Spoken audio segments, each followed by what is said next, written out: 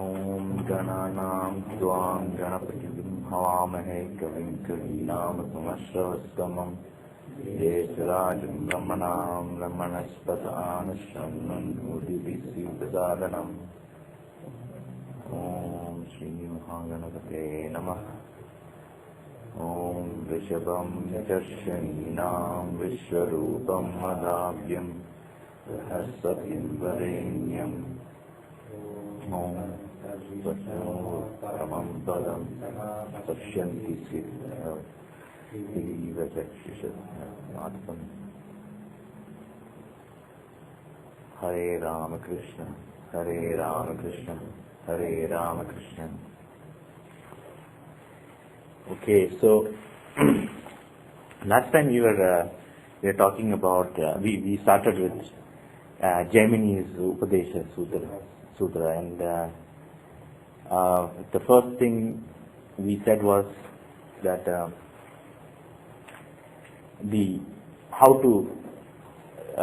the slokas in Jaimini Sutram were decoded, encrypted or encoded. Yeah. So for decoding it, we use the Katapayati Varga. Yeah, and as an example, we took your names and how it affected your charts, so on and so forth. And then we went on and discussed how the effect of planets in Samsara, right? So let's continue on that. I have a question on that. Yes, please. So when you say Katapa, like we said, Ka is 1, 2, 3, 4, 5. Mm-hmm. So when it comes to 10, we say that is 0. Then again start from 1. That's how we count. Yeah. Because Ka, Ta, Cha. Cha is 1.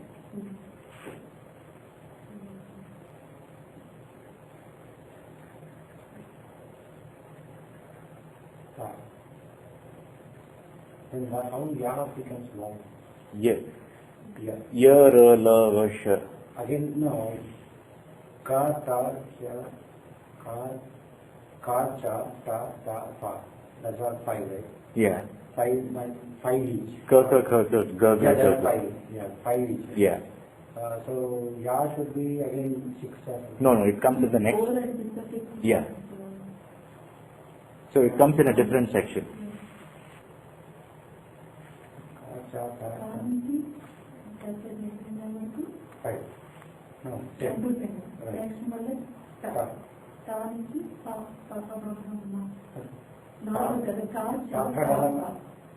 Papa doesn't know is last word. Papa doesn't know. Papa doesn't know. So, 1.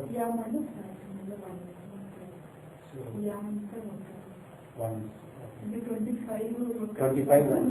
Yeah, 26th one. Yeah. 26th one. This is 26th one. What starts from 1? Yeah. Unfortunately, I didn't even get the book this time. Okay. So, let's see. The only thing is, ya, again, you start from 1.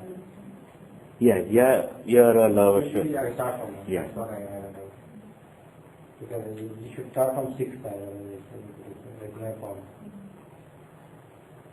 Last week when you tried to find Navamsha, did you rectify it? Yeah. Because it is supposed to generate when the issue Yeah. But time almost 1 or 2 minutes different, but time is because I was present in operation. It is again as I was present in operation.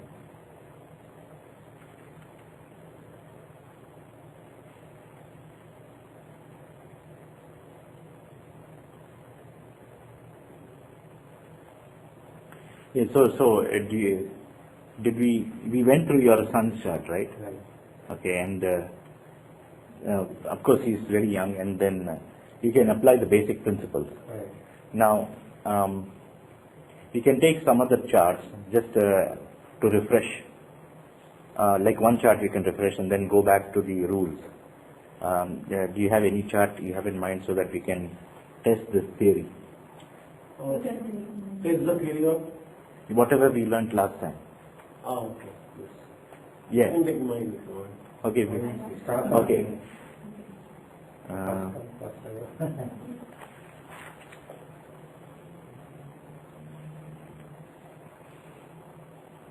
Yeah. November 11th, November 11th, 1965, 1965. 8 hours, 7 minutes, PM. Oh,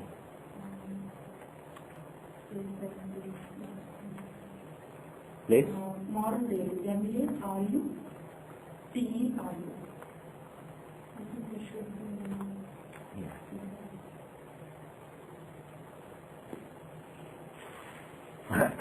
So if we just apply, so the date of birth is November 11th, 1965,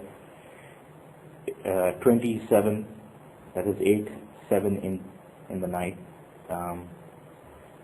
The place of birth is Maruteru, Maruteru, India. So you'll get 81 East 44 and 16 North 38. Now, if you look at the Navamsa, you have Scorpio rising, and what are the planets in trines, or at least aspecting the, let's look at the planet in the Lagna. There are no planets in the Lagna. Right. Okay. Let's look at planets in trines. So what are the planets in trines? You have Saturn and Venus. Right. So what should that tell you? Saturn is hard working. Mm. And then success in any way. Because they are hard working. Yeah. Success in any kind of. Yes, it tends to give success. So such person achieves success through hard work, right? What does Venus show? Venus is a recent government and political interest. Yes. And in this case, artistic also. Yes, artistic is also fine. I used to Paint. Yeah. Did you go to school?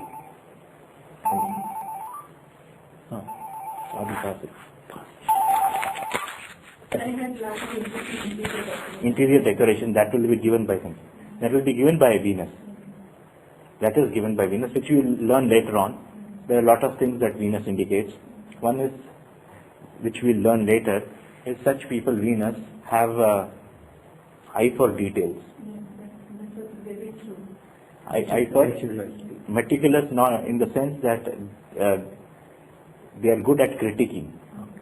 Like you give them something, they'll find faults. You know, yeah, QA is very good. Analysis. Quality control. No, quality control. QC. Analytical comes from Mercury. And I have Jupiter and Ketu. There is Kartari. So That will also. is that all the Yes. Jupiter, Mercury and Ketu as if they are in Lagna? E- Represent as if True, but I would give more preference to Jupiter and Ketu. Although Moon is there. Mercury. Mercury. Jupiter, Mercury, Ketu. Yes, all three. But Jupiter is more powerful. Because it's in Own sign. Yeah. So Jupiter and Ketu. Yeah, Jupiter and Ketu should also be considered. Kartari is very important. Kartari, these are normal rules. Kartari and But then, see, Jupiter and Mercury is not a malefic here, so It's not Papa Kartari, it's Subha Kartari. no. well, See, it can be said Subhakatri. The Ketu is not No, I mean, Navamsha. Ketu's Navamsa is very beneficial. Oh, okay. Ketu Kulasya Unutam will come later. But the thing is, now we are not talking about functional nature. Oh, yeah. So how can you say, nor are we talking about their natural nature. What we are seeing is there a Kartari or not? If so, then the characteristics of the planet will be imparted to the native. That's it. Okay. Right? Ketu Parampara and Ketu and Jupiter will show Parampara, Jyotish from Parampara and all that. It can also show, Jupiter and Ketu, their combination shows a tradition. Right. Okay, so in this way, in a way you can say some connection to a tradition. So Jupiter, so it does show astrology, but It has been some family because I was the first person Exactly. who was learning astrology in my okay, yeah, life. yeah, it what it means is that you learning from a tradition. Yeah, SJC, or it could also mean that even in your own family, there might be some tradition which you could have access to and which you have been taught. So that is also possible. So you see, you have Saturn and Venus in trine. There is a Kartari between Jupiter, Mercury, and Ketu. So Jupiter, as if you go through that and say Jupiter success reads a lot of, such people like to read a lot of books, and but mostly it's like reading about lot of other things, like having knowledge in wide variety of subjects, philosophy, like religion, and so that is the other thing is you have to see now the aspects. No, it's not like not good or not bad, but what will that impart to the nature? Like for example, Rahu can give a very, for example, if you go through the notes and say Rahu gives knowledge of, that is breaking the boundaries, handling chemicals, research. These are all, whether it is used for positive or negative purposes, you have to go back to the Rashi chart and other charts to see if such a planet is involved in a very disastrous combination. Like I'm sure Einstein was a good researcher, and he might have Rahu very strong in his chart. Unfortunately, Rahu is involved in a Vijaya Yoga, Mars, Right, yeah. and that Vijaya Yoga is like a bomb. So all that was put to. This intelligence research was put into power. Destruction. Well, it was not as intended, but that's what's the outcome. Like basically, the nuclear bombs and atom bombs. So that way you look at it. But just Here Rahu is 10th lord here. no. We are not looking at the lordship. Aspect only. Okay. First, you look at the nature of the planet, what it can give the native. Okay. Then you can see later on, we go to the Rashi, the Samsa, and see how it is placed and what yogas it is participating in. But then, till then, you just leave it as it is. Because we're just understanding the basics here. Okay. We are not trying to understand what is the 10th Lord, so it will affect work or, just how it will affect. Like, for example, what is the need to go through this exercise? It is one of the most important and valuable tools in understanding a chart. It is so accurate that you can use this blindly. Blindly means in the sense that you have to use common sense and the normal rules of astrology, and that way you can, for example, a person who is very good in business should have a strong influence of Mercury, Right. and that you have to see it. Now there are many ways that the strength of Mercury will be visible, and one such is trines to the Navamsa Lagna. The other is Vargotam. If it is Vargotam, then that will also come out as a strength. Like for example, do you have any planets Vargotam? No.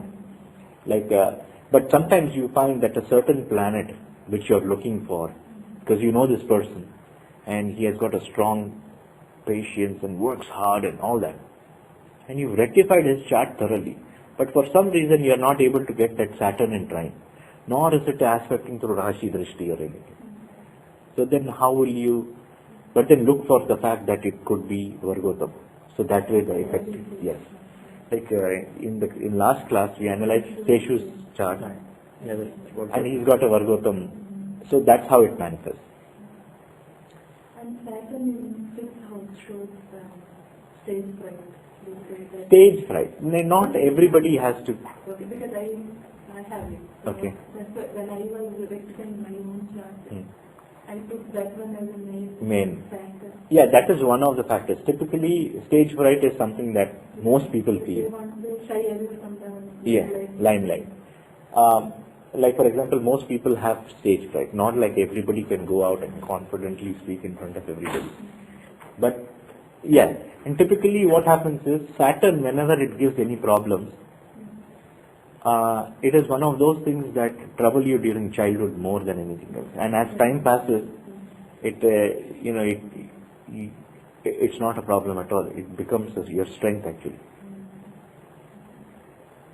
That's the strange way of starting. Is it after the maturity Yes. years? Typically. It takes a lot of time to... Typically around the age of 36 that it matures. Nobody teaches lessons in life like Saturn. And if they teach you, you'll never forget it. I guarantee you. I have personal experience. It is like that. And it is quite often the most misunderstood of all the planets, to be very honest, Saturn. And if you go to spiritualists, great spiritualists who are doing tapas and all that, they will, if they are to choose one planet they adore, it would be Saturn. Because it removes the karma from the body. It's like, now is your time to pay for your karma. You have done enough of earning, and then it will touch something, and because you have a Sukshma Sharira. In your Sukshma Sharira, all your karmas are maintained, marked and maintained.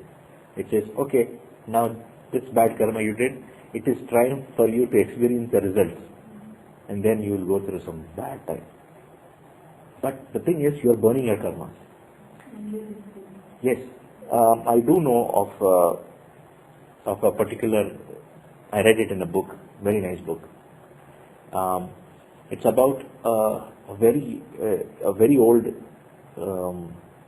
sadhaka. It's like very old that his age is not so clearly visible. Some say he was 200, 300 years old, but he looked young and all that. And he was a guru of a certain another big sadhaka. And,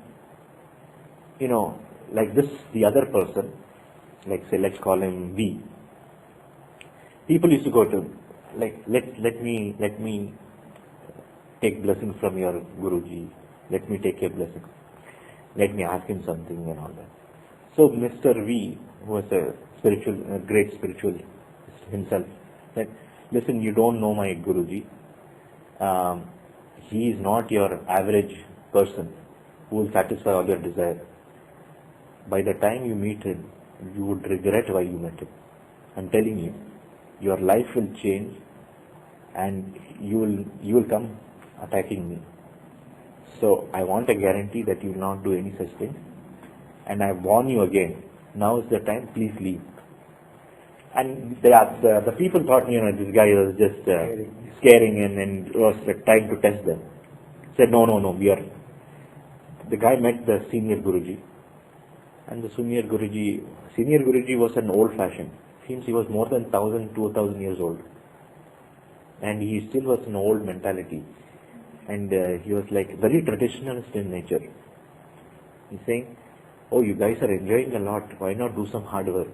And then this guy asked him something. He looked at him, said, you have a lot of karma to repay. Take this and keep it with you. He gave a coin. Because for him, he's a spiritualist. For him, he wants to clean all the bad karmas and go as soon as possible. And for him, he thought that he is helping them by doing this. So as soon as the guy took the coin and kept it in his pocket, that's it. His wife started hitting him, threw him out of the house. He was left alone in the lurch. He came back, he said, why did he do this to me? Why did he take this? I don't want. And then he left, he ran away from there.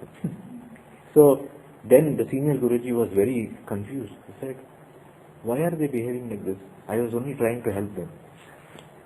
So that's Saturn. Ordinary people like us will always try and misunderstand it. Because we always want to enjoy the good things in life. But that's what's happening. It is good to go through such stories and connect it to planets. We will never forget it. That's how I do. I pick up a book, I read a lot of biography, yes. And then you connect it. That way you are always learning. And if you have the start also in front of you, Yes. so you can Yes. go to next. Right. It's always so interesting. How do we say that one interested in the biography, people's lives and stuff? And is there any way, see, knowledge we say occult knowledge in 8th house. Right. But is there any way Yes. to figure it out? Okay. Incidentally, it's funny that you asked such a question. So basically, what is biography? Somebody's life. Yeah, but what life? Real life. Huh? Personal life? Yeah, personal life and real life and all that. But when you say you're going to read a biography of a person, are you looking at the future or the past? Past. Past. Right. History. History, yeah. Which planet? Saturn. Saturn. Saturn again. Yeah.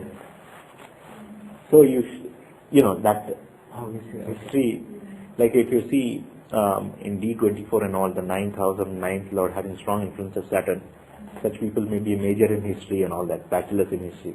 Saturn is a planet of history. Purana.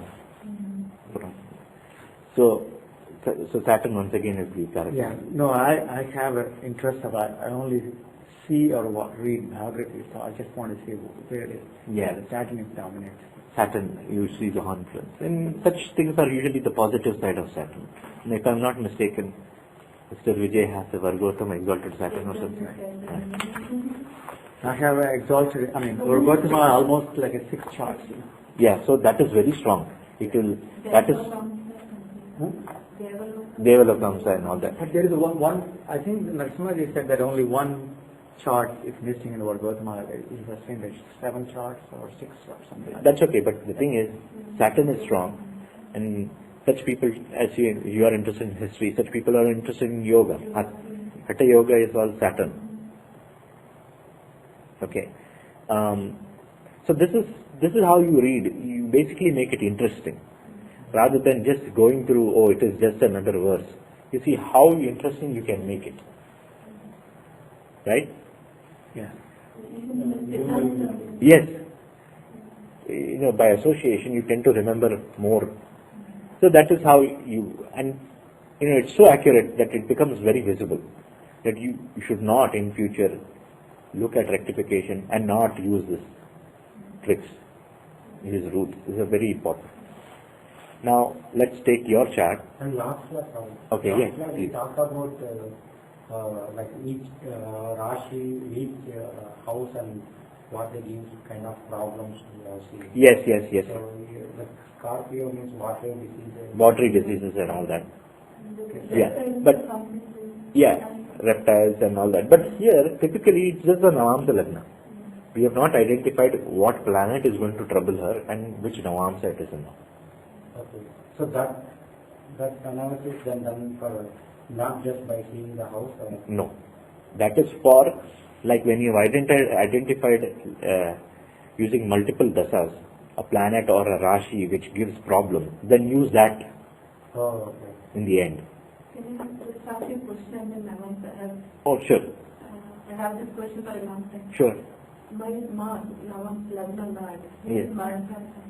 True. What does it say? Okay. So, in the person's Navamsa chart, the Lagna Lord Mars is in the 7th house and it's in Maranakarak Sthan. So, you want to know what are the effects. First of all, here Ketu is also the Lord. Okay. So, Ketu being in the 12th, so as far as a relationship, marriage is concerned, you tend to give. Okay, that is. So, let's say what is the effect of Mars. Now, first of all, Lagna Lord Mars in the 7th. What will that say? Use standard principles. Lagna Lord in the 7th. Huh? Attached to husband, controlled by the husband. Controlled maybe in a positive way also, like whatever you say, I do. Guide. Association. But what Marana Karakasthana? Key thing to remember is, in the Rashi, when you look at Marana Karakasthana, you use the Lagna as the reference point. Right? So you see Mars is in 7th or Marana Karakasthana, right? True?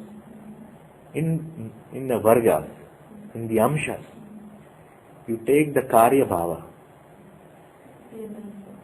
No, No, 10th house, Karya. 7th house. Oh, 7th. Navamsa, 7th house is the Karya Bhava.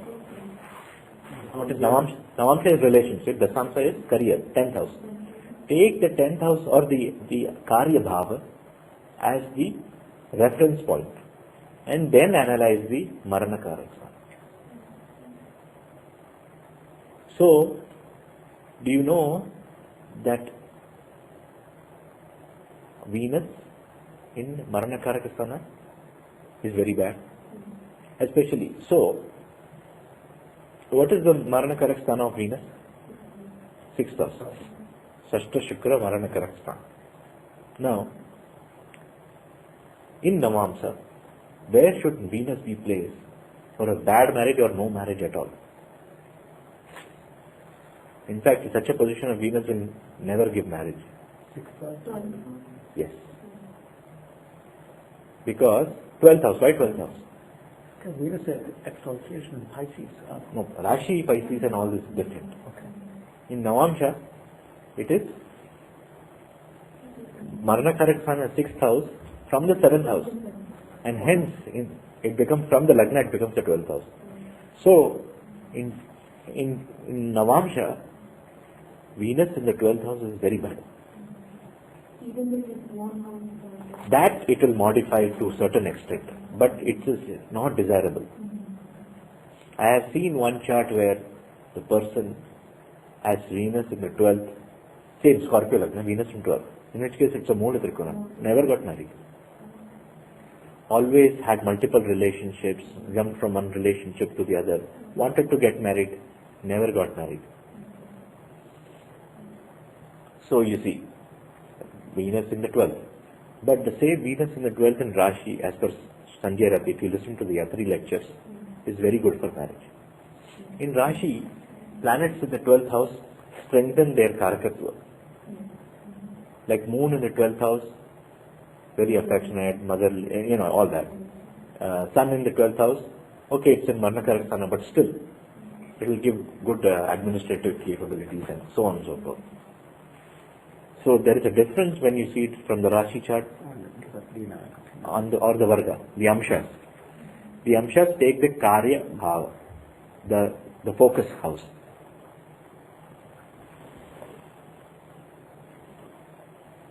So, it's not that good. No. Venus is in Kali. Mars is sometimes, so Mars typically, what it will show is, first of all, since we are analyzing Navamsha, you have to see that, okay, you have analyzed the native's chart, but if you take the 7th house, you can analyze the husband, the spouse's chart. Such a thing like Mars and Sun in the 7th house typically show that the spouse will have strong Mars and Sun. Leo is Mars. Yeah, Mars in the Lagna. That's an important rule. Either that or his Lagna Lord will be associated with such planets to make it a focus. Okay? And then you can start analyzing just like normal, his profession, the spouse's profession, everything. So that's how Navamsa is to be analyzed. Now we'll take one more chart and then proceed with the other rules.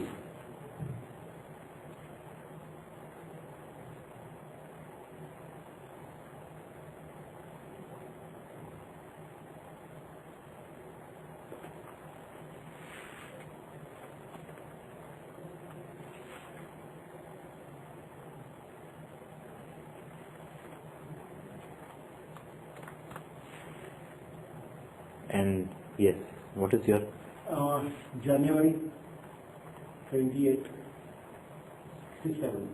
1967, Jan 28, 1967? 10:45 morning. Place? Pune, India. I did my engineering in Pune. Yeah. Okay. So January 28, 1967, 10:45 a.m. Pune, India. So what is the Navamsa Lagna? I am going to ask you a question. Sagittarius? No planet. So look at the planets in Lagna. Any planets in Lagna? No. Any planets in the 5th house? No. Any planets in the 9th house? Jupiter. Ninth is Jupiter. Jupiter. So what does Jupiter in the ninth house shows? Or Jupiter in trine to Navamsha Lagna? Knowledge, religious, spiritual interest and all that. Now the question is this true? Do you like to read about a lot of things? Okay. What else can we say? Because not only that, you have There is no Kartari here. though there is no Kartari, that's fine, but Rahu and Ketu are aspective. So what does Rahu and Ketu give? So Rahu can give, another way to put it very shortly is it's unconventional. Such people can tend to break barriers and all that. Do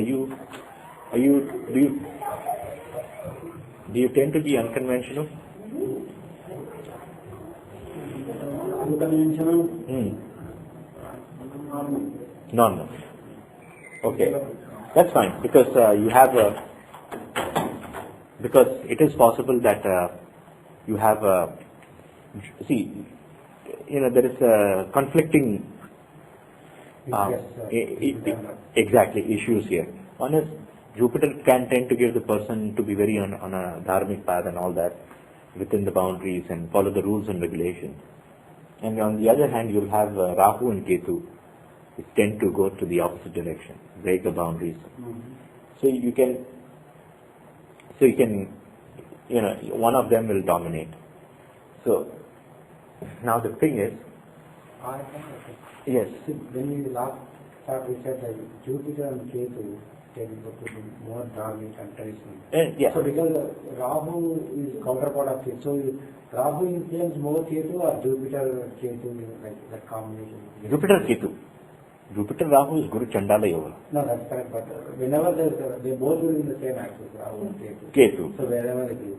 So Rahu influences Ketu to not to listen to Jupiter, or Ketu will independently will decide what to do. Because once we thought that Ketu doesn't have brain, doesn't have head. Head. It's nothing great. It doesn't have a head, so it doesn't aspect. It has no aspects. No aspect. So in that situation, Jupiter tends to go with Jupiter or with Typically, the aspect of Jupiter is desirable, in which case it gets a head like Ganesha, Lord Ganesha. Right? Here, the other thing you have to notice is Ketu is in a sign of Jupiter, in a Mula Trikona actually. So it might tend to support Jupiter. Yeah. Whereas Rahu, on the other hand, is like for example. It's on the 10th house, right? Yeah. It's in the US. Yeah, but Rahu in the 10th is bad for finance. Yeah, Navamsha. 10th house is for finance. We'll go into that later on. But So where is the Ketu is the Mula Trikona, you said? yeah, Ketu is in Pisces, so it becomes a it is Mula Trikona for Ketu. Oh yeah, okay. Yeah. Yeah. And also it is in sign of Jupiter. So typically the nodes will give the results of the Lord. Right? So Ketu will help Jupiter. Okay. Yeah. Okay. What about Mars, Moon, Saturn combination at 8? It is in 8th, so you don't have to worry about it. My question is, let's say this Navamsa Lagna is wrong, incorrect. Let's assume. And let's move to Scorpio. So what will happen? What will you say? Because I don't trust this guy. Right? I don't trust you. Because people can say anything they want. They'll say, I am the most greatest person on earth. Right. So it doesn't mean you believe and start, I have put all the planets in trying, I'm not trying to say anything, but as an astrologer, you will be faced with such a situation. Because what will happen, see, there is a fine line between the various characteristics. If you tell anything, people will say, yes, I am that. Because they might have done this once. Okay, so just as a precautionary measure, you try and move the Lagna here and there to see if it makes any sense. Right. Let's start here a little bit. See, first of all, Mars is Vargotam. Yeah. So you will have the influence of Mars on you. Like Mars will make a person maybe good at logic, think logically, hot-headed, getting angry easily. No, no, but the thing is, everybody gets angry, but there are some where it becomes very obvious. So these things have to be taken into consideration. If we move the Lagna to Scorpio, tell me what such a person will be like.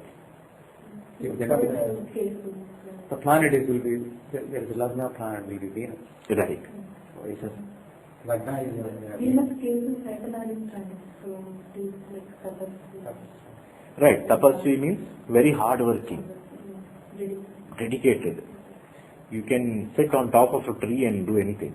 Like that kind of detachment you will have. Be it hot or you will not say, oh, it's so hot outside, I want to put the AC, then I'll work. No, you'll work irrespective. You don't care. Such will be the effect of Saturn, Venus and Ketu. Are you such kind of a person? Are you? I'm a hard worker. Okay. Okay. Are you interested in art or painting or any? No, that much. But when I was small, I was drawing normal. But then as you go materialistic, as your age goes on. No, but were you good at drawing, painting? If you were good at painting, did you get any awards, trophies? Yeah, when I was small in the colleges. You got. So Venus is in Lagna. This is specifically true. Sanjay Rath also has Venus in Lagna. He got painting prizes and all that. So that makes more sense. But we rectified this chart before. Who? In the class. Let me re-rectify it. Okay, on what basis did you rectify it? We rectified using the Dasansha and various other things. Right? So Dasansha may not change. Dasansha may or may not change. How much is the time difference you can see? Yeah. So if you see, Navamsa Lagna, when we move it back by 5 or 6 minutes. 6 minutes. 6 minutes. We move back by 6 minutes. Okay? And by looking at the marriage also.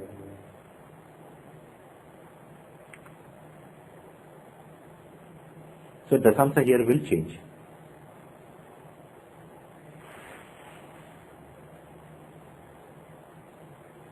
Anyways, but if you take Scorpio Lagna, then you'll see the effects of, and then you have also Moon and Mercury in trines. It is possible. And then another thing, what I told you, Venus in 12th. yeah, not too Now when married, I have 2 kids. And the marriage is fine, Yeah. by God's grace. Yeah. So I find it very difficult to believe that you are Sagittarius Lagna. Venus is in Lagna, then 7th Lord is in. Yeah, you tend to boss over your wife. Means Yeah. when I say boss, I mean in a nice way. Yeah, I'm the authority. Okay. Another thing, if you take Scorpio Lagna, what comes in the 7th house? Surya. Yeah. Your wife, your very nice wife, will have Surya very strong in Lagna or trines or associated with the Lagna Lord. Huh? I don't remember. She's a mean learner, that's what I know. Okay. Or Rasi. Yeah, Rashi. Rashi, maybe Jupiter, Sun will be influencing. Was she born in March? January, okay. So Sun will be in either Sagittarius or Capricorn. Before January 15th? Yeah. No, January 23rd. So it has entered Capricorn. Yeah. Capricorn. Where is Jupiter? 1970. 1970. Yeah. So Jupiter is in Libra.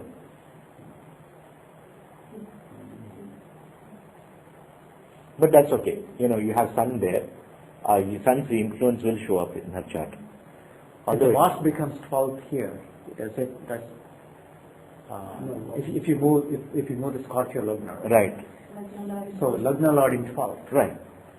So That's not good. That's good. no, Especially in marriage, you tend to give. You'll be. Compromise. You'll compromise. You will not be an authority to say, I want everything. No, not like that. Tend to give. At the same time, you will have the other person in control. In the sense that you will have control over your spouse. At the same time, you will give also.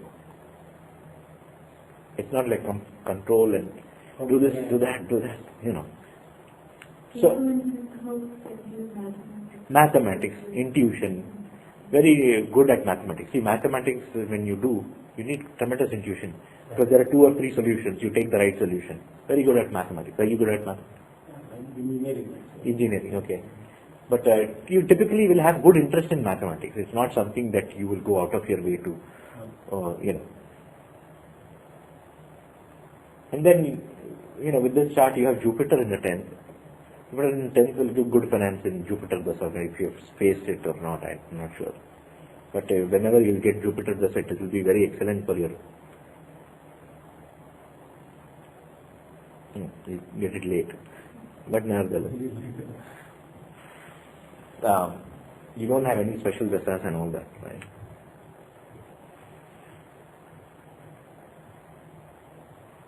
Yeah, but in general, that is what it shows. In general, that is Scorpio Lagna seems more like it.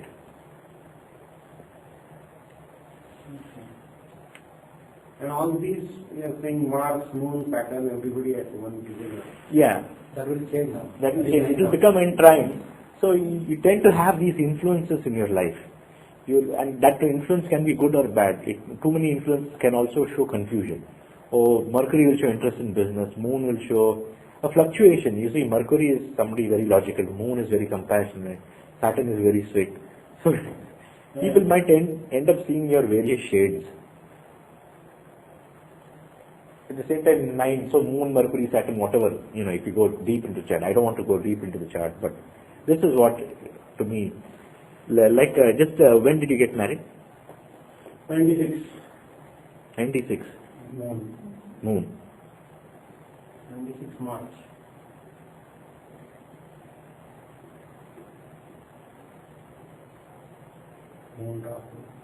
Moon Rahu. Right. Rahu is aspecting in the 7th house. In the 11th house, in Kama Trikona, it is aspecting the 7th house. And Moon is 9th house, 9th. That's fine. Moon is aspecting the 7th house also. The key thing is, if he got married in Moon Dasa, right? Mm-hmm. With Sagittarius Lagna, he wouldn't have gotten married. 8th Lord, in Navamsha specifically, the 8th house, the 8th Lord is the marriage breaker. Marriage breaker. Planets in it basically means you have some past karmas that you have to catch up with. And it is time for you to pay. And the way you pay is through your marriage. The marriage will break up. The only exception is you have Venus in the 8th. Otherwise, nobody will cooperate with Venus to protect the marriage. So, my contention is, had it been Sagittarius Lagna, your marriage would not have survived. But we saw one chart where 8 houses leaves some obstacles, some kind of problems in the marriage, there were tensions in the marriage. Questions can go on, that marriage can go on. Provided there are some good aspects. If you see Venus there along with it, it will tend to protect it. Or if the Lord of Lagna or some good planets are there, then these things you should note. Why it was survived.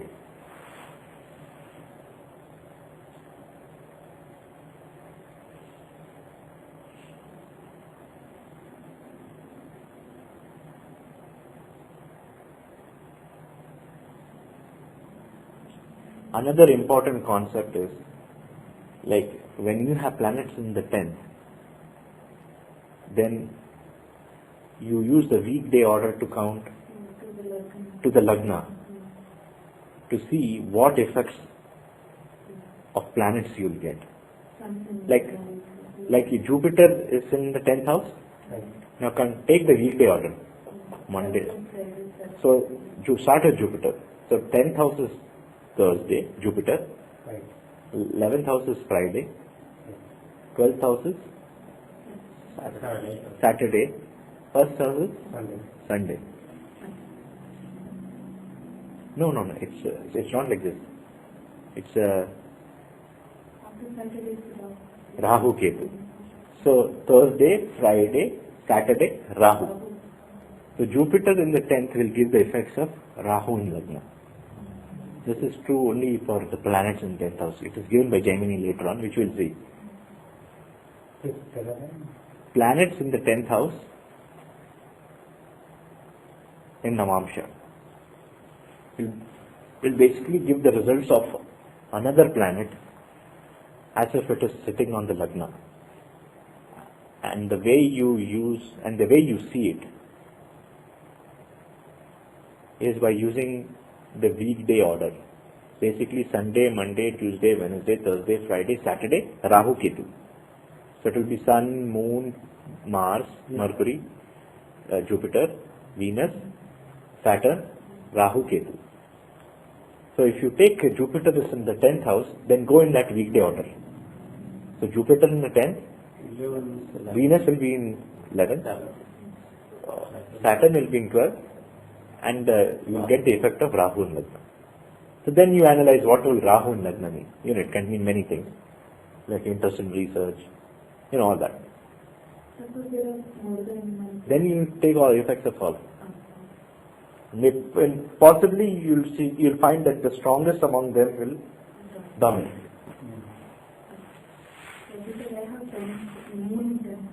Yeah. Yeah. Monday, Tuesday, Wednesday, Thursday. Yeah. So let's say then you have to do the strongest. Let's say Jupiter and Ketu is in 10th. Then you see both. So with the weekday count. Yes, you see both. You have to count. Yeah. Can you just comment on the Rashi? In the Rashi chart, Rahu is in the second house. Good or bad? In the Rashi. Well, we don't want to analyze personal charts right now. We just want to learn the technique. Yeah. But it is very difficult to just analyze Rahu chart. Rahu in second house, it can mean many things. It can mean somebody who can challenge authorities, who can speak live. But it may not be, it is like a standalone sloka. Then there are other factors that modify it. Right? The second lord is strong, and so on and so forth. The benefits aspecting it. Then that person will not be a liar. It can also show who speaks very less or very diplomatic in speech. Because Rahu shows concealing. In a way, because he is very diplomatic. What about money resources? Yeah, everything is fine. Relax. Rahu gives Kradam. Yeah. You have Jupiter in the 10th, that is very good. No, in Rashi, Jupiter is very. No, in Navamsa, we're talking about Navamsa. So we don't want to digress. But, what is his name? Manoj. Manoj, yes. So we'll now proceed with our class. Last time also we touched upon the Charakarakas, right? What are and how many Charakarakas are there? 8 Charakarakas and 7. Okay, go on. So there is 7 Charakaraka scheme and the 8 Charakaraka scheme. So any 7 Charakarakas we use like the mundane charts. Mundane charts or for inanimate beings. Inanimate beings. Yeah. And the 8 for human beings.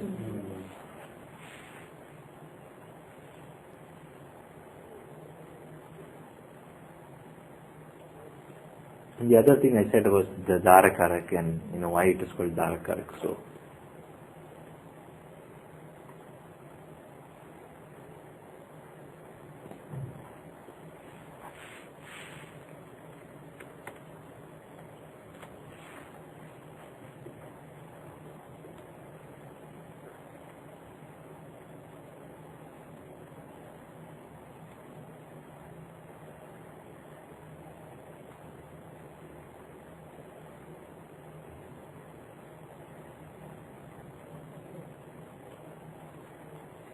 then we also went through certain rules about calculation of Aruda,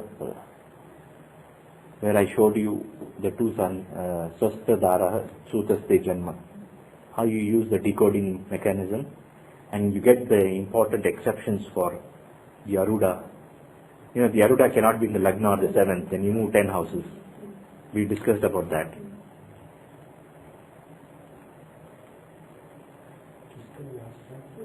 Yeah. I said, I gave 2 Sanskrit slokas. Swaste Daraha, Sutaste Janma. Okay, yeah. And then basically it means move 4 houses and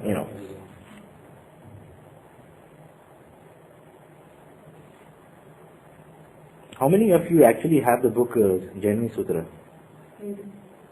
Yeah, it is good too. You should. I forgot it, otherwise you could have. The thing is,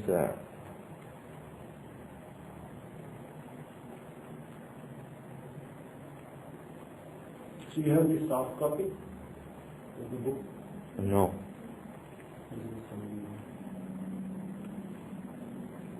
So we can order actually from California. If you want to get it from here.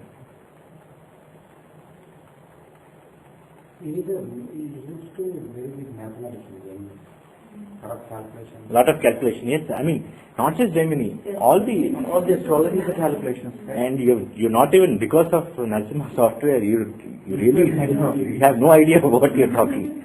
Because I remember when I started astrology like 17, 18 years back, I used to do so much calculation. At that time I was interested in Krishnamurti Paddhati and all that. And it took me at least 25-30 minutes to draw one chart. And that was one varga and all that. Then I had to do multiple vargas. And I used to draw, I had drawn at least 500 to 1,000 charts manually. There are trigonometry, all kinds of mathematics involved, logarithm tables, interpolation, extrapolation. And actually the other thing is, we totally ignore astronomy, Siddhanta, as a part of Gola, Ganita and Hora. Yeah, the Ganita is an important part of this branch. Gola is astronomy, Ganita is mathematics, and Hora is the normal. Yeah. So, and typically these Maharshis are well versed in almost everything. Those days there was nothing, right? Yeah. Computer, nobody knew that. Yeah, but then they were advanced in their field. For computer is like a broken down machine as far as they are concerned, because they were far ahead. They could access the knowledge and wealth of wisdom that you can hardly think about. Like, how could they think about all these 5,000, 10,000 years back, or millions of years back, these things? And that too writing in Sanskrit in a codified form. And the modern day invention like computer is all based on bounded knowledge. There is a limit to this. Jyothishya is like a sagara, right? It's like an ocean, unbounded. You cannot. That is why in typical modern day knowledge or branch of it is denoted by Mercury, because Mercury is Prithvi Tattva, very solid. It is bounded by form. Whereas Jyothishya is Akasha Tattva, Jupiter. Cannot hold Akash, right?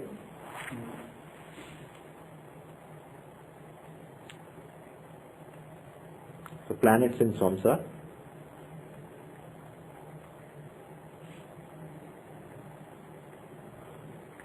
So Mercury makes a good businessman.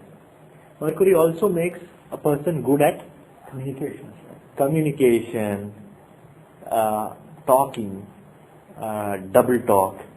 You basically go through your standard texts like Brihat Parashara, Hora Shastra, or any of the like Paladipika, or Uttara Kalamrita, and Saravali, and you see what the characteristics of planets are. Attribute those planets, attribute those characteristics,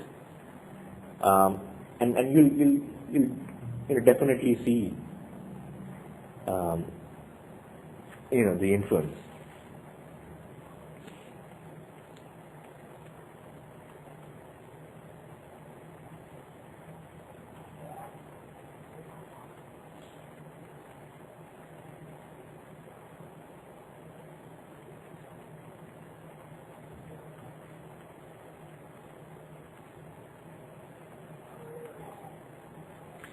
Okay. Now next is the Sun and Rahu joining Swamsa indicate death due to snake venom.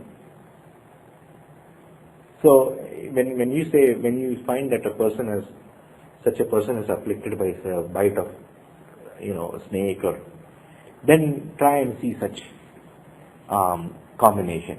It is not just, I would just not restrict Rahu to Sarpa or something, in any kind of a reptilian animal. Like you're walking in the night in the forest and suddenly you're hit by a raccoon or those that smelly creature, what? Yeah. Skunk. Then these are reptilian and nocturnal creatures. So that is also shown by Rahu. And then he says, if benefics aspect such a combination, this is not going to happen.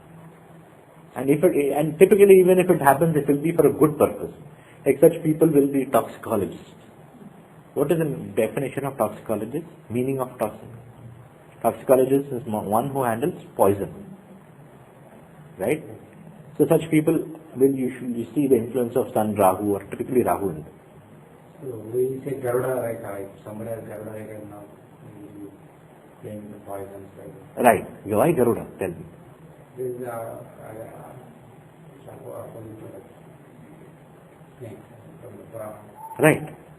Garuda is one who controls snakes. Garuda. In fact, all kinds of black magic, abhichara, is basically the Rahuvian influence basically. Because Rahu is the natural Bhadakesha. In Kalapurusha, he is the natural 11th Lord Bhadakesha. Him and Saturn. But Rahu is the more troublemaker. Is the Dur mantra also created by Rahu? Yes. Dur mantra. Somebody following is something. similar to black magic. Right? Dur mantra is a very nice way of saying black magic. Okay. See, what happens is, especially when your Bhadakesha has connection with the 6th Lord, Abhichara, black magic is possible. So, Abhichara, for removing all Abhicharas, if you look at a book like Vedic Remedies in Astrology by Sanjay Rath, another good book, you will find a specific remedy. Pray to Garuda. Garuda will remove all effects of black magic. In fact, if you are going to south, or that Sri Rangam temple has got Garuda. In Tamil Nadu, if you go to Sri Rangapatnam, there is a nice place, a separate place for Garuda where he is worshipped. Another place where the Sudarshana Chakra is worshipped. It's very nice. So Garuda will help. Okay. Who is Garuda? I know, but is he a dog? Is he a dog? No, he's a bird. Eagle. Bird. Bird. Who is the character for bird? Sun. Yes. Sun is the character for birds. So see, I'm trying to Really connect things and always, this is how it should be To done. remember it also, it makes it easy to remember. Yes, I mean the person who just called me was Sanjay Prabhakaran, but that is how we discuss. And then we even try and negate each other. Because you have to prove your point, right? So, this makes it very interesting. But why he said Sun and Rahu? Sun is a soul, right? See, Sun is the soul, that means the Sun should not be afflicted because the soul is not afflicted. Not like there is that. no death for the soul, right? There. Right, but Sun is a soul only in one aspect. Sun is father also, father dies. So who is it now? Father or soul? Or the father doesn't have The soul? native plane is soul, right? The native chart is death. But the native chart, Sun is also the father. The death to whom is starting? Sun and Rahu joining. Death to the native. This is the native. Yes. So how the Sun, at least like Sun and Rahu combination, giving death to the native. Sun is the soul, so it should have been something Lagna or something. It should be connected. See, we are still looking at the effects of effects on the Swamsa, Lagna. Okay. But you are saying, why did the Sun come in the equation? Right, yes. Sun, because it shows the person, and typically Rahu shows the eclipse. Okay. And this combination of Sun and Rahu hence shows that the person is involved.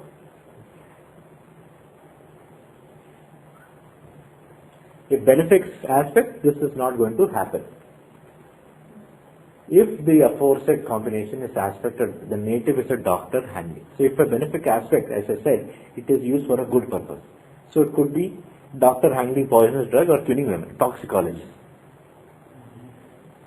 Parasara adds that while aspect of benefic increases indicates capability, the dangerous should not be predicted. So you see, it should not be afflicted by malefics. Then it is fine, it can be used for a good purpose. However, if it is affected, then such a person could be in a danger of snake bite. That doesn't mean that everybody with such a combination will end up. Right now, we all live in a city where snake bite is not so common. In ancient days, it was pretty common. So, Desha Kala Patra has to be.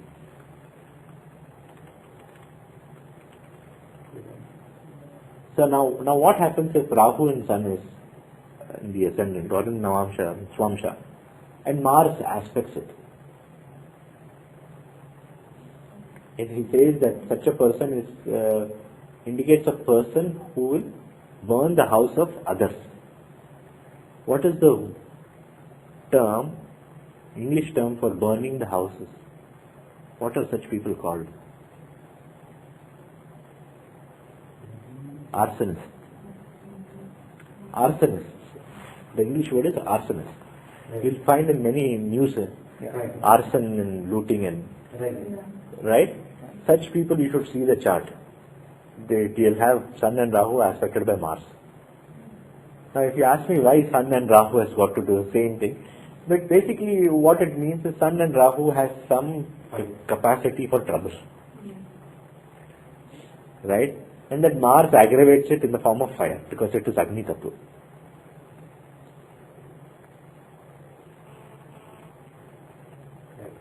Okay?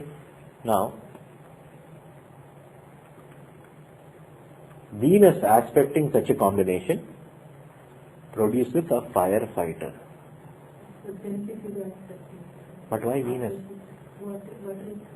Jala Tattva. But why not Moon? Venus is Sheetala, cools down. Right? Now, let's say I'll put a quiz for you. You are sitting at your home in front of your balcony. You are just sitting here talking, and somebody asks a question, and you want to answer them. Okay. Now, quite often you are an astrologer, so you will not use your common sense. I mean, of course, you have to use your common sense, but you use the laws of astrology, right? You will not say, oh, will I get married? Oh, it is time for you to get married. You are 25, 26 years old. Not like that. Well, let's see your dasa and all that. You are using astrology. Now, suddenly what happens is, you'll find that ambulance ping, making noise and going. What will you interpret that Shakun as? It's not a good step. Why?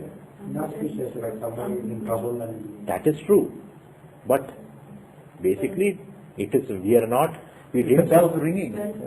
see a dead man or a person in trouble. We basically saw an ambulance going, or there is fire somewhere and the fire ambulance is going.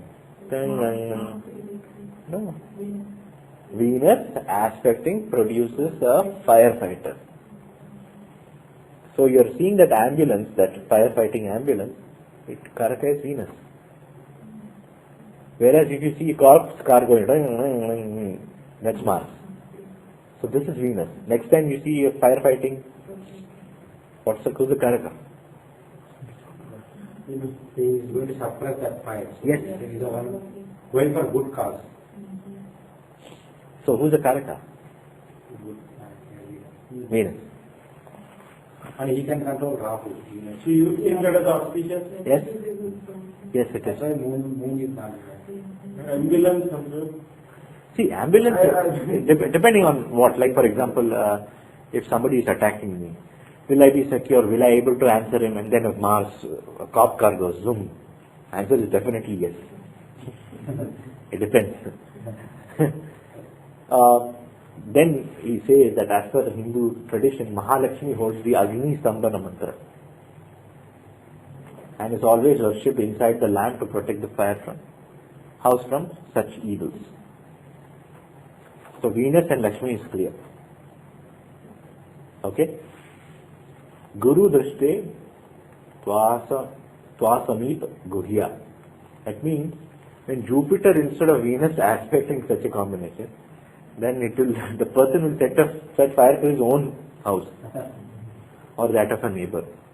Jupiter just has a tendency to exaggerate things. So, yeah. Because it's darker of one. Yes. Spreading. So you see, a positive planet can affect in a negative way, depending on, because all planets do what their intrinsic nature is. If you place them in such a way that their intrinsic nature is causing trouble, then they will cause trouble. Right? In such a case, when a fire is going on, you bring Jupiter, he will just spread it. Yeah, it's an Expensive planet. Then don't complain after that. Interesting, because Sun and Jupiter, they go get along. That is true. You should see there are various levels of things. Sun and Jupiter may get along in one, but they will be opposite at the other.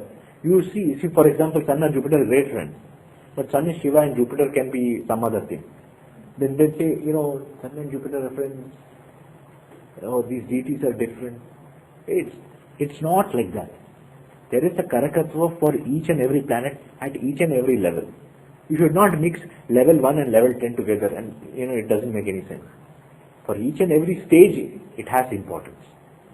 And like for example, Sun is soul, Sun is also father. And Sun represents our soul. And Sun represents our father. So, which one is it? Is it our father or soul of the father? It's different. At one level it shows the soul, Atma. At the other level it shows our father. Another thing, in Sthira Karaka, Venus or the stronger between Venus or Sun represents the father. So now you'll say, oh, but Venus represents wife. We are talking about Sthira Karaka, which shows death and ill health. Right. Then in that case, you have to take the stronger of Sun and Venus. Because why? Sun shows the soul, Venus shows the Reta sperm, through which the father passes the seeds. That's how the soul is, and then it gets infused with the soul, and how the kid is born. That is why the Sthira Pitrikarak is either Sun and Venus. So at each and every level they mean different things. One question is, these tattvas has always worked uniformly, or we have to interpret differently, like Depending upon the situation. Yeah. Like here, basically the tattva explanation makes more sense. Right. Otherwise, if you would say Jupiter is a benefic planet, he's God, why would he go about that? Non-aggressive planet, how can he Exactly. be aggressive? Yeah. But then you can also see how some people, like for example, yesterday, who is interested in soccer? Yesterday you saw that I didn't see it. Italy versus USA. At least Italy versus USA. okay, the Italian team scored their first goal, and in the second goal, he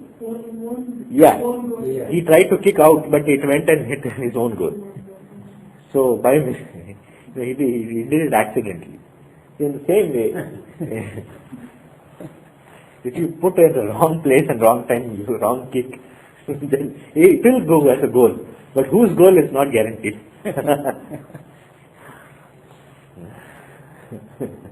If Saturn and Rahu are in Swamsa, the native is either a seller or a consumer of betel leaves, aphrodisiacs.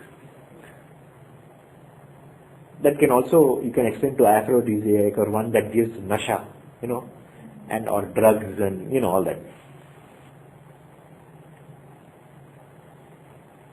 The moon in the fourth from Swamsa, moon in the fourth produces a sailor, high sailor.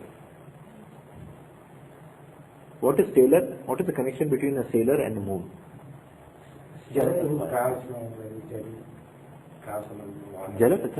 Moon. In fact, moon and Venus represent ships. also. So moon.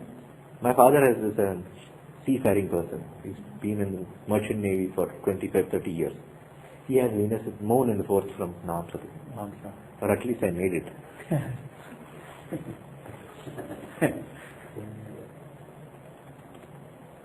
The aspect of Venus on the moon in the fourth will surely produce a sailor or a navigator.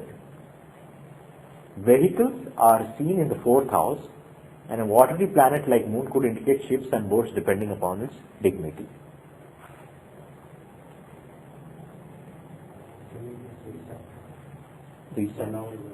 Oh.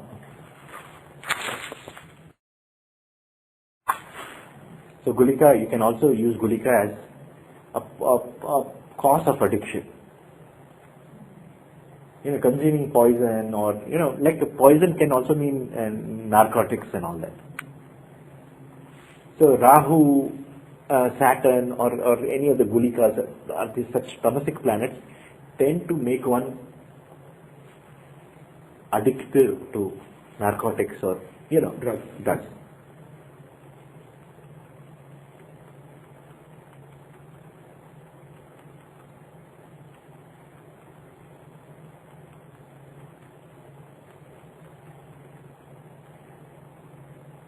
Now then he says, moon aspecting or joining Gulika in Swamsa indicates theft or receipt of stolen wealth. Where do you think such a sloka will be useful or applicable?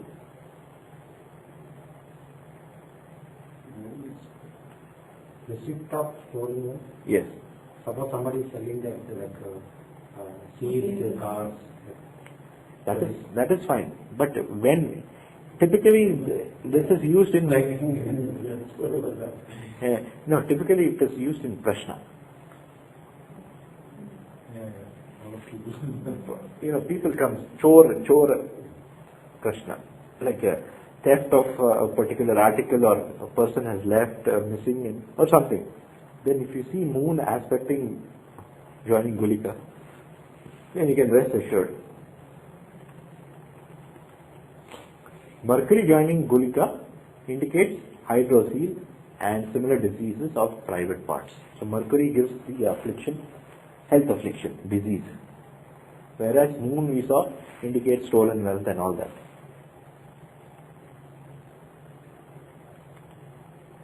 Ketu aspecting or conjoining the Samsa results in perforation of eardrums or other ear ailments. So Ketu can give ear related problems. Ear. Karna. Can you just see one chart to see, like one person lost his right ear, total complete loss. Complete loss means hearing also. Yeah, hearing. Okay. Hearing complete loss, nerve damage. Okay. So that involves Ketu there. Right. I see. Okay. Yeah, definitely.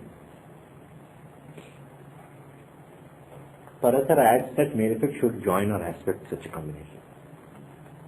So malefic should also look for the influence of malefics.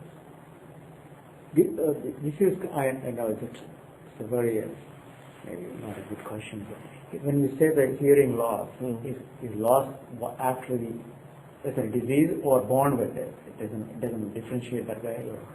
He means after born. After born. Yeah. So that means, like aspect means Rashi aspect or any aspect? Rashi. Graha shows just desire. Okay.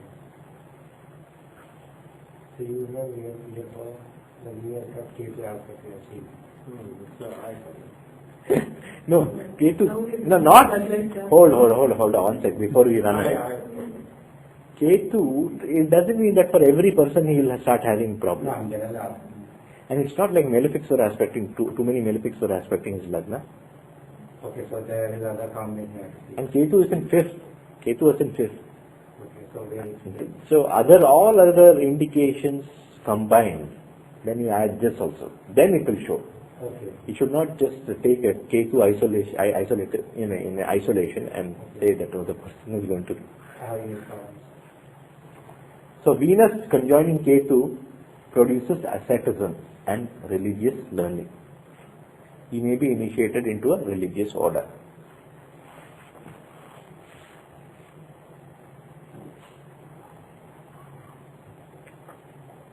Both Mercury and Saturn conjoining aspecting Ketu in Swamsa indicates impotency. Why did he say that?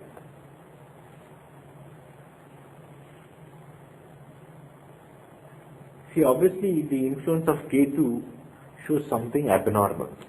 That is why Venus in Ketu, the person asceticism. See, Venus will show marriage and all that. But the influence of Ketu makes him deviate. Similarly, the previous one, what was the previous? It just shows eardrum problems.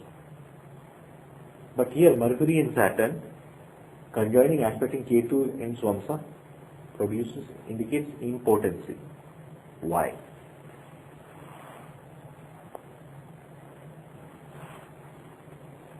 Saturn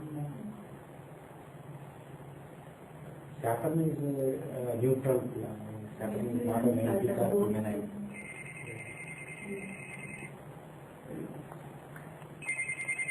Saturn, see, if you look at the gender of the planets, Saturn and Mercury are eunuchs. Right, you have to follow. So normally Yes, they are eunuchs. Neutral. Or eunuchs. And it can mean other things also. So one of the things is importance. The other thing is any deviation from normal behavior. Like if you want to see homosexual relationship, then this combination is very helpful. Mercury and Saturn. Because such charts will be plenty. I expect. But that doesn't mean that everybody having this will. Yeah. There are other factors also.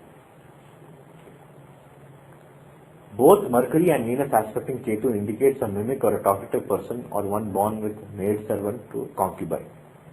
That means there is some questionable, either the person, see Mercury and Venus aspecting Ketu, mimicking and talkative is the nature of Mercury.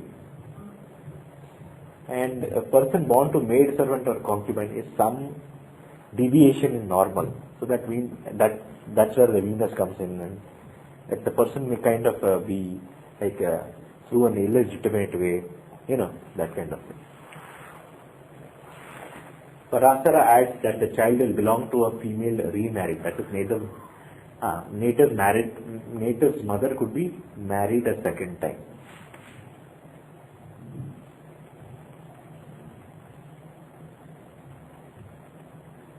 And here is the definition of Tapasvi Yoga. Saturn aspecting Venus and Ketu in Swamsa produces a Tapasvi, one who undertakes powerful religious penance or a servant. So, now we got the actual definition, sloka. Right? Where Tapasvi. Sani Drishte Tapasvi Prashyeva. Or someone complete slave. Yeah, somebody who works. Surrendering to. Yeah. This is surrender to God, you cannot become powerful. Another is, not to see, Tapasvi doesn't mean God. Like, a person like Einstein may be devoted to technology and atom bomb making, and he would be dedicated to it. Tapasvi is single-pointed determination combined with hard work. And it may not show. Exactly. It may or may not show a spiritualist.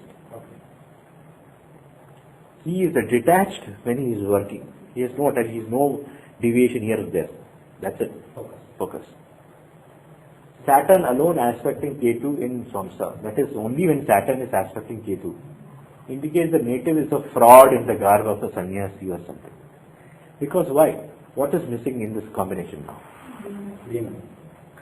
So, that means to analyze Tapasvi Yoga, what do we have to understand is how do the three planets combine their properties to give a tapasvi yoga. Saturn is hardware, Venus is passion, Ketu is spiritual. Detachment. Detachment, right. So Ketu means the person is not that detached to the Right. But here Saturn alone aspecting with Ketu. So who is missing? Venus is That passion, that drive is missing. So he is just wearing all those and shows that he is detached, or he is acting in a detached way, but there is no continued passion or the drive to be detached. Then suddenly he will change, and then he will get married, then suddenly, all that. Or he will have relationship with many women and so on. and so on. becomes pride. Yeah. That The is, fraud of sannyasi means Yeah. whatever qualities of sannyasi is missing. yes. Sannyasi. And now, the next. You see how these small things are very important, interesting, and helps you very well in rectifying charts.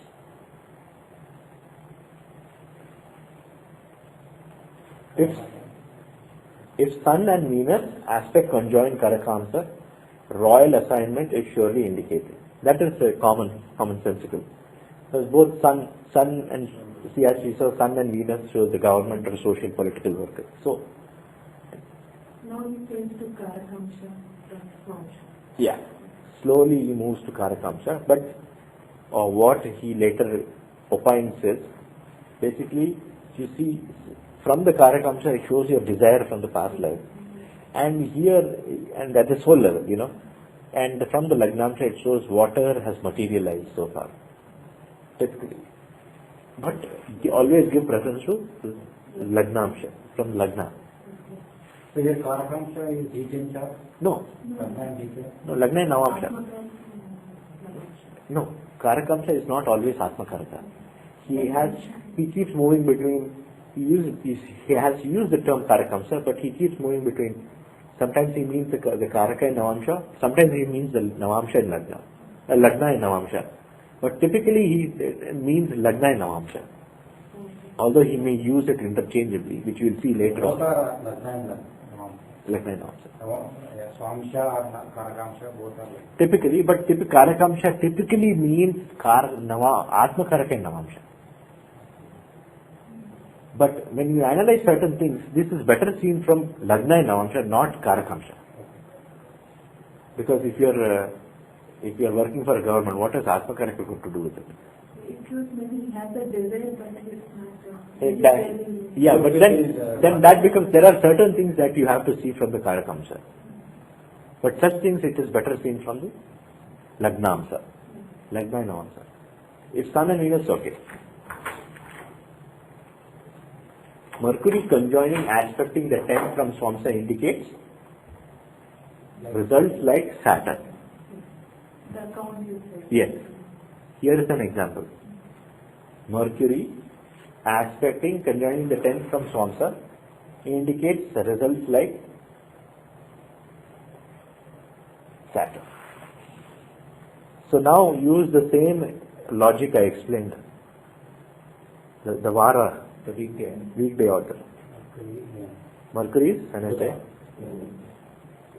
11th house is Thursday. 12th house is Friday. And Lagna is Saturday, Saturday. Saturn.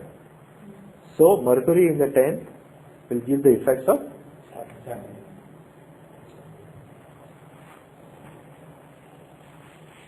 What does it mean? Like Mercury in 10th means that the person will be hardworking, and then the all traditionalist and all that. So, like Mercury in 10th analytical, No. The Mercury in Navamsa, Lagna or trines will give that nature. Right. What has that got to do in the 10th house? Only thing is, being in the 10th house, it will give the effects of Saturn in Lagna. The 10th house in Navamsa says karma with respect to dharma. What? 10th house represents in Navamsa the karma what you do in the society with respect to Navamsa. No, that is different. That the Artha Trikonas are different in Navamsa. Okay. Yeah.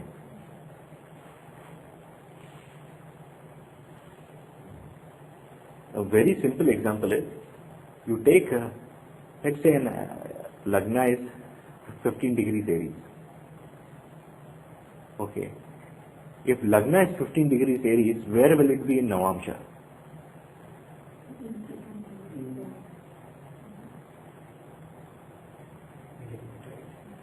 So 9, so where is going? See, it is Third. each Third. no. Each Navamsa is 3 degrees 20 minutes. 3 degrees 20 minutes. Why? Because 30 degrees is 3 degrees 20 minutes. Now, what did we say the degree of the ascendant is? 15 degrees in Aries. So, 15 degrees in Aries. So, in Navamsha, all planets in Aries, where will it start from? Why? All planets in Aries, Sagittarius, and Leo, the fire trines, will start from Aries.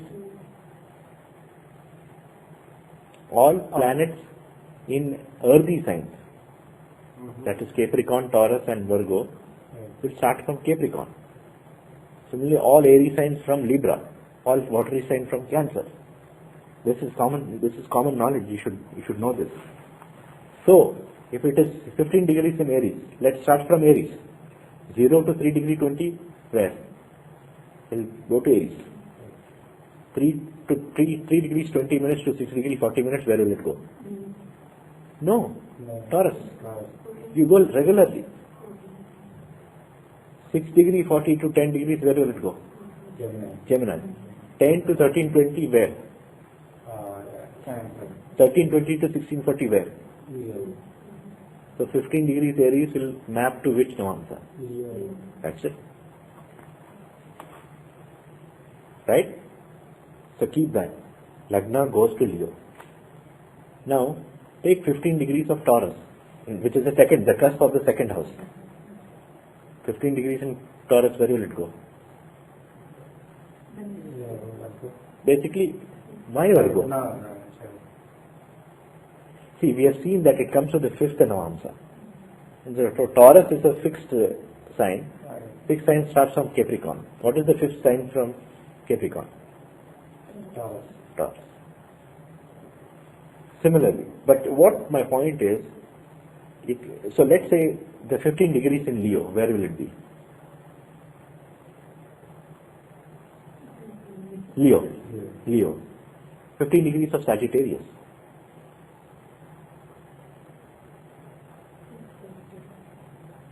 Leo. Because it will start from Aries. And it is 15 degrees, so the fifth Navamsa. So if you see all the trines map to the same sign. Similarly, all the Artha Trikona will map to same thing.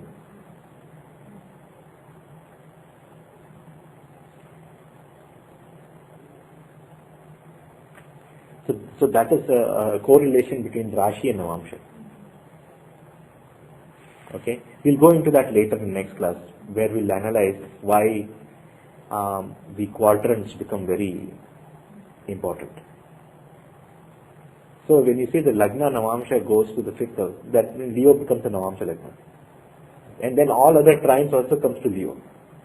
So basically the focus of Lagna, all the trines, the Dharma trines, 159, map to the Lagna. Then you'll see all the watery trines, all the 4, 8, 12 trines will map to the fourth house. All the Kama trines, 3, 7, 11 will map to the seventh house. All the Artha trines, 2, 6, 10 will map to the 10th house. Right? So, that is why these quadrants in Navamsha becomes very important.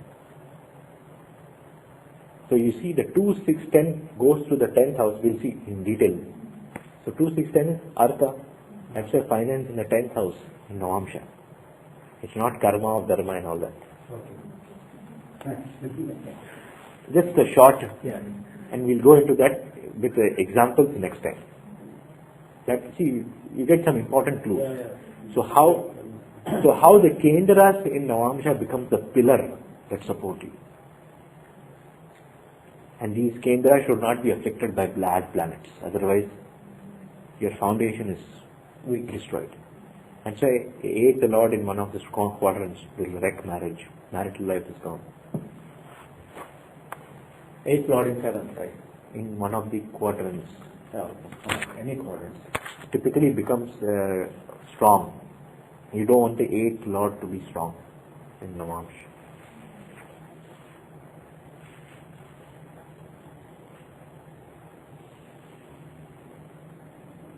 Mercury conjoining, so we saw that. This indicates skill and fame and is good for fortune as well, as Mercury is a natural benefit. Besides, like Saturn, it tends to promote traditional vocation. Saturn is a traditionalist. Anything pertaining to doing tradition, like our ancient, once again ancient, old history, is all Saturn.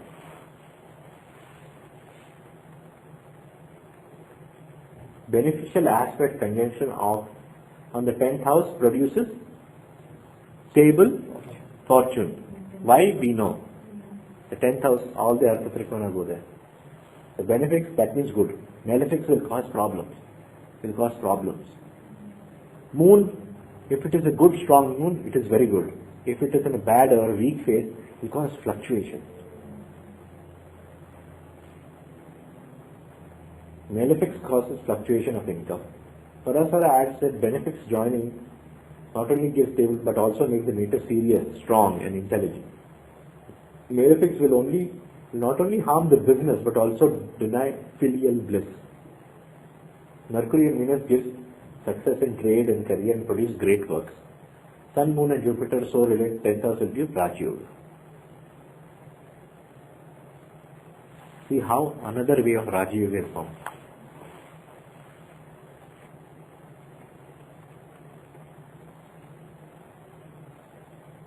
I will also at this juncture remind you to go through the MP3s from what Sri Sanjay Rath teaches, the Atri classes. It's very, very, very, very nice. So just a reminder. Yeah. The Sun in the 10th from Karakamsa produces Jupiter, aspected by Jupiter, produces a cowherd or a milkman, or one working with animals in general.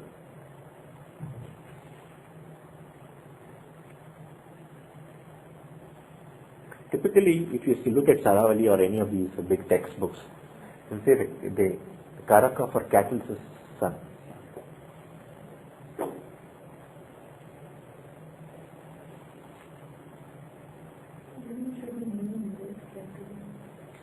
A individual cattle is a group, a herd together. That's why. Cow is moon. Which planet indicates medicine? Yeah. Moon. Why? Healing, mother. Okay. Venus also produces healing. Moon, yes. Give me references. Mother like True. That is just one. treatment. Yeah, but give me scriptural references. Moon is the fire. In a book called Ravana Samhita, where Lord Shiva teaches Ravana some Odisha Tantra, there he worships Shiva first. And then he describes Shiva as, O great Lord Shiva, who adorns the moon, who is the Lord of medicines on his head. Aushadapati. Then in some other book, I think it was in Phaladipika, moon shows places where medicines are kept. Moon also shows healing. The Karaka and moon, mother, that is one of the main things also. Moon shows mother. Mother is the one who heals. And which is the house of healing? It's the 4th house. And who is the Karaka for 4th house? Moon. Moon and Mercury. Yeah, but typically Venus is also a very good Sanjeevani mantra. I had somewhere in picture of this plant, like That is possible. Sanjeevani, the herb, it is called Venus. So these are the couple. I try and get these list of references. I have put it on my blog, so I keep writing whenever necessary. I find such interesting things. Moon and Venus joining the 4th from Swamsa, 4 from Swamsa gives palatial residence. Palatial like palace. Like you will often, yeah. You'll see it in like this Princess Diana and all those. You have this Moon and Venus connection. Such connection between Moon and Venus also should have a nice, good amount of wealth.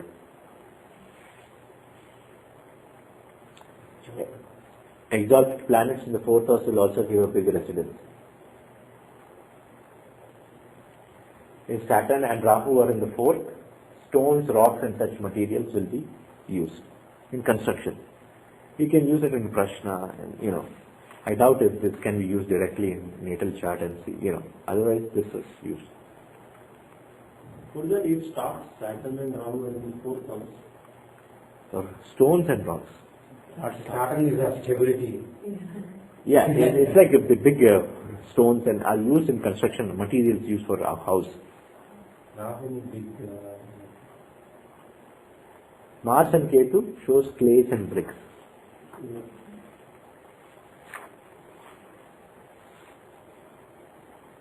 Jupiter in the 4th house indicates house made of wood. So who is the Karaka for wood? Everything is good. Who is the Karaka for wood? Jupiter. So that's what you learn. Jupiter in the 4th, if it indicates house is made of wood, so who is the Karaka for wood? Jupiter.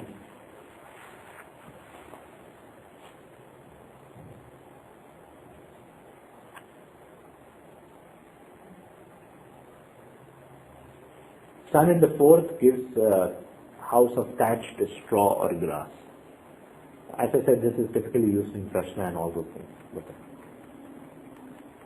Benefits in the 9th from Swamsa makes one righteous, honest, faithful, devoted to teachers and elders.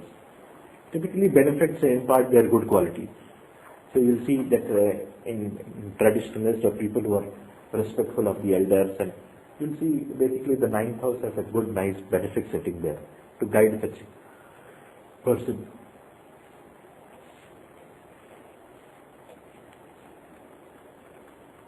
Malefics associated with the 9th house produce opposite qualities like dishonesty, faithlessness and unrighteousness. Because the 9th house shows one's dharma, right? Yeah. The 9th house shows God, the belief in God and all that. So when such a planet is such a house is afflicted by malefic, then the person will have a tough time, believing God, following the leaders, or following one's guru or listening to them. But that is nowhere related to honesty. You don't need to be follow the God to be honest. But what it means is dishonesty can also creep in. Not just that the person is not honest and he doesn't listen to God or something. The person may be listening to God and may be dishonest, whatever. So typically,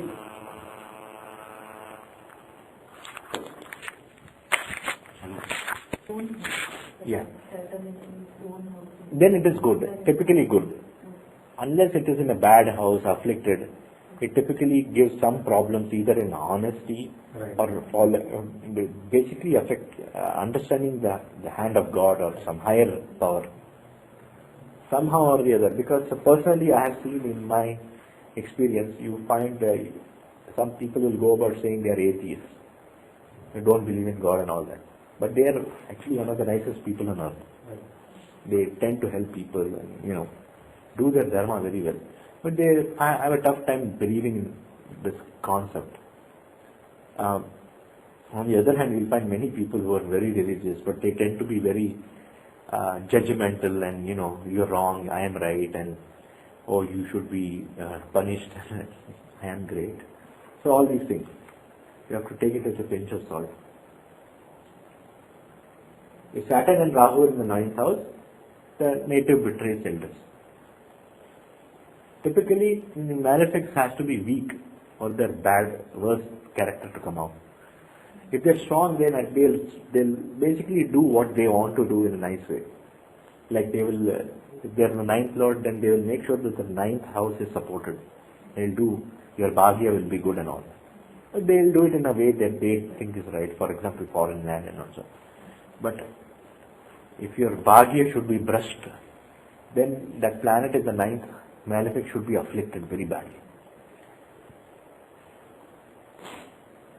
If Sun and Jupiter are in the ninth, the native is the confidant of his elders and teachers. That means nice person, trustworthy is a right word. And these are commonsensical.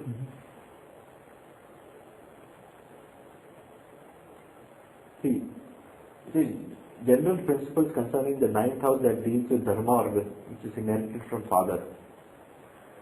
Okay.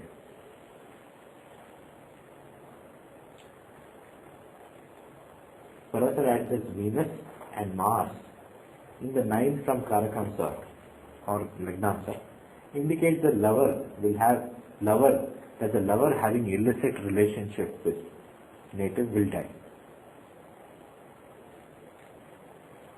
Mercury and Moon in the ninth will cause imprisonment due to illicit relationship. Jupiter alone in the ninth will indicate excess of passion. So you see, it's a very strange stanza, sloka. See, Mars and Venus will show that lover, that passion, and in such a place that the person whom you love will die. Look at the next. Mercury and Moon will cause illicit relationship. Will cause imprisonment due to illicit relationship. Why illicit relationship? Mercury, Moon. Yes. Because of in the Puranas, yes, exactly. So you see, Moon and Mercury. they're not Moon and Mercury is also one of the combination. If like Moon and Mercury in the second Drekana, in quadrants to each other, aspecting each other, shows Sarada Yoga, intelligence at the highest. But there are certain combinations in certain Vargas, Amshas, that, like for example, Moon and Mercury, it's guaranteed combination for prostitution. Very afflicted, next typically in Scorpio. Scorpio is a dirty place, and their moon gets debilitated.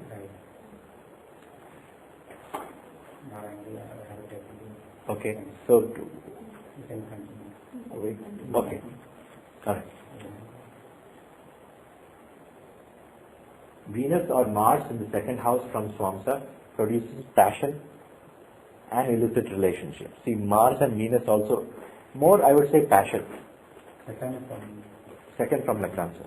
So you see Mars and Venus shows that passion, and the second from from Swamsa.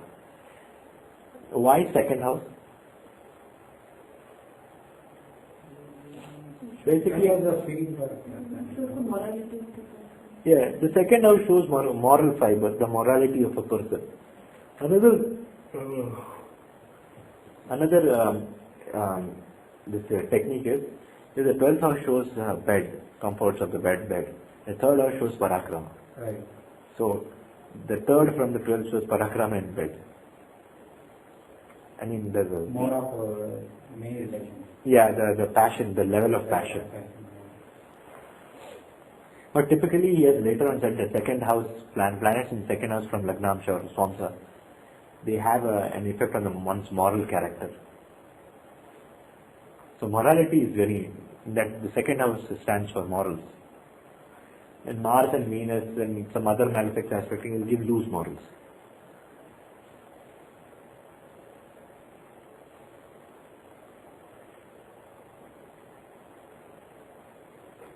Venus or Mars joining aspect in the second house make him passionate till the end of life. We can grade this. Okay. Ketu associating in such a house, second house, destroys the passion. So the aspect of Ketu will break it. Aspect in seventh house. Aspect also. I beg your pardon? Seventh house aspect. Ketu doesn't have seventh house. No, it could be either in that house or to Rashi Drishti. Ketu doesn't have, Ketu is headless, right? So we can't understand. Drishti is, no, it cannot look at all. Okay. No head, no eyes. Yeah, cannot see. Ketu is the natural significator of emancipation and prevents the evil indicated by Venus Mars. Unless it itself is obstructed by Mercury. See, this is another. If that Ketu is affected by Mercury or obstructed by Mercury, then even Ketu can't do it.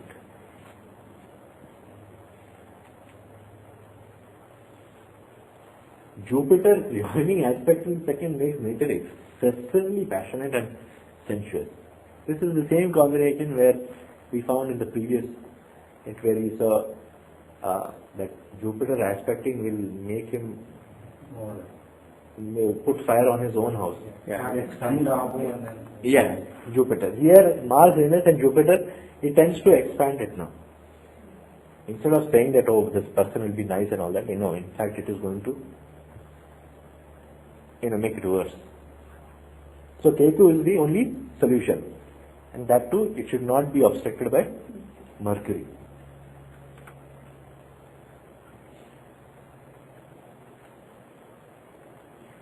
Rahu joining aspecting the second house, second causes the native to destroy all his wealth on account of his unbridled passion and licentious nature.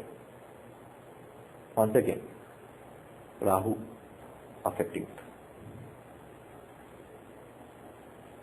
See, he's saying Rahu, a malefic, aspecting his second. Aspecting the second causes the native to destroy all his wealth. Once again, here he is focusing on the second house. See, the second Artha Trikona. In the earlier, he said benefics in the 10th will give stable fortune. Here, Rahu afflicting the second house causes that problem in wealth, on top of other things like that passion and moral character. See, then he explained Jupiter is expensive by nature. Then the aspect of conjunction of Jupiter will merely expand.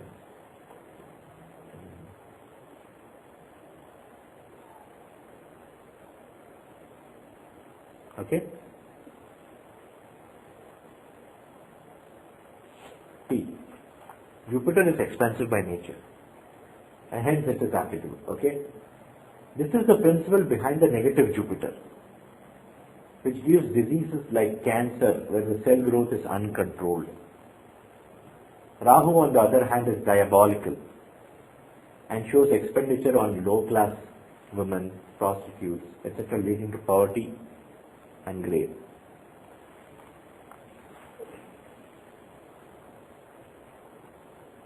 Jupiter or Moon in the 7th from Somsa gives a good looking and fair complexion spouse. Now, he has changed for the second and 7. He covered 9. yeah, see? He covered extensively 9 times. Then second, and then now he's going to 7.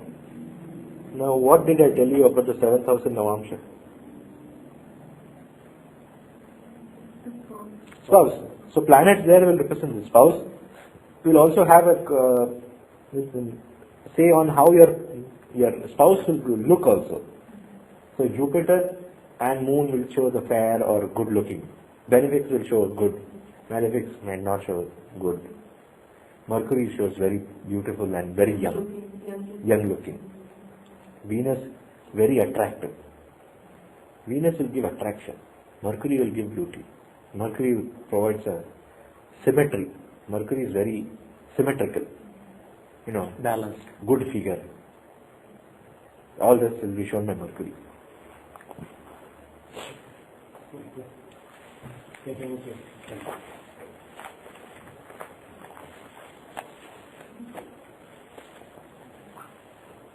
Rahu in the 7th brings a widow or a widower. Because Rahu is a character for widow, right? Widower. And hence Rahu in the 7th will show that influence. That is one. Another, it could show foreign influence.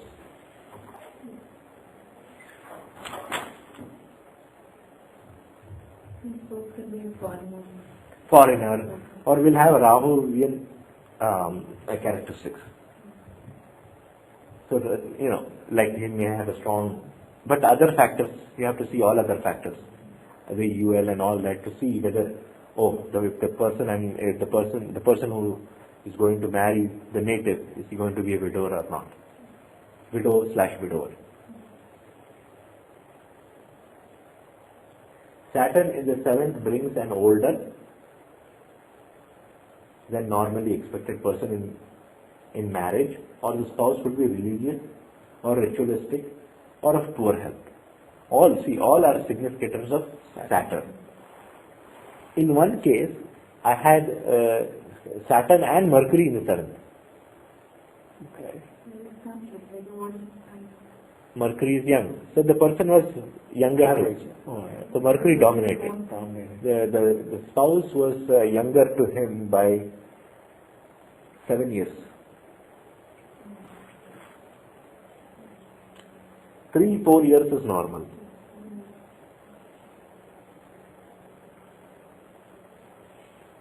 Saturn generally indicates an older person, orthodox.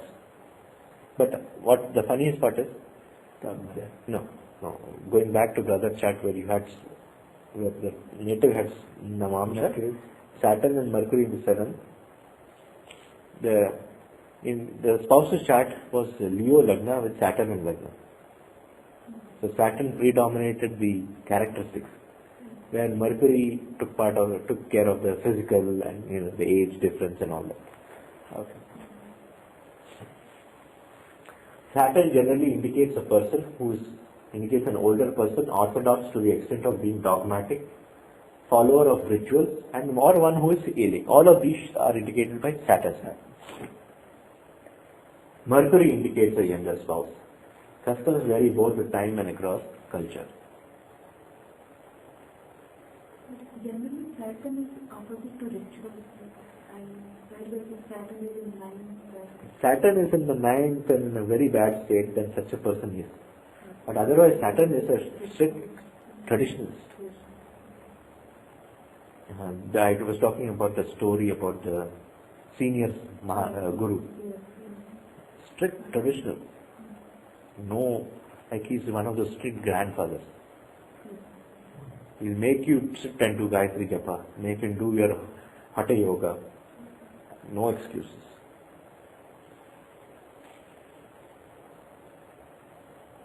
Mars in the 7th indicates a spouse with deformed or defective limbs. It is possible that Mars can show an excessively rash, and hence it can show, defective or deformed. It could be due to accidents or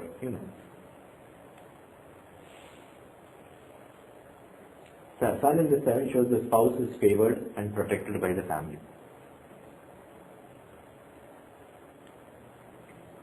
Parasara opines that Sun indicates a spouse confined to domestic chores, while others opine that she may have a clandestine relationship with an elder member of the family. This last is not acceptable because Sun is unless debilitated, is not malefic for domestic affairs, spouse/children. Another view that spouse will be learned has been found to be true. The nature of Sun, giving. I believe Parasara is right. Unless Sun is really, really afflicted, which is true for most any planet, you should see how it is afflicted, by what planets, then decide. But otherwise Sun, typically as per Parasara, Sun for dharma and all, for marriage he is benefic. In other matters, you have to see which house it is. If he is in Mool Trikona, old house, it should be considered benefic. Otherwise, then he will be a pauper.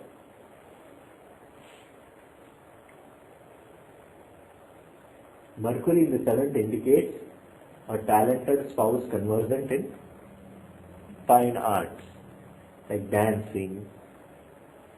If you look at the Pancha Mahapurusha Yoga, it is only Mercury who is being given as one who is the master of yoga.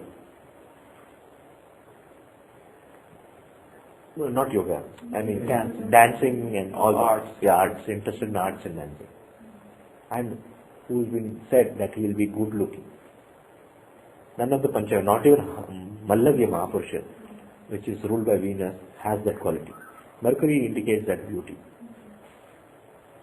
So, conversant in fine arts, dancing, so on and so forth. If the moon is in the 4th house, then now from the 7th house, Become 4. 4th. Why 4th? He's talking about mating. If moon is in the 4th house, the mating will be in open and uncovered place. See, the 10th house shows the success or where the activity is held. The 10th from the 7th is the 4th or the place.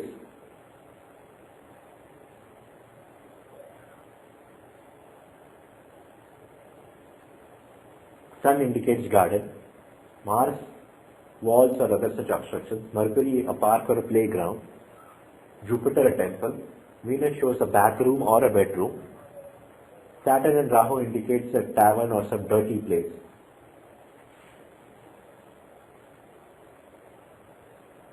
The principle involved is that the place is in the 10th house from that activity.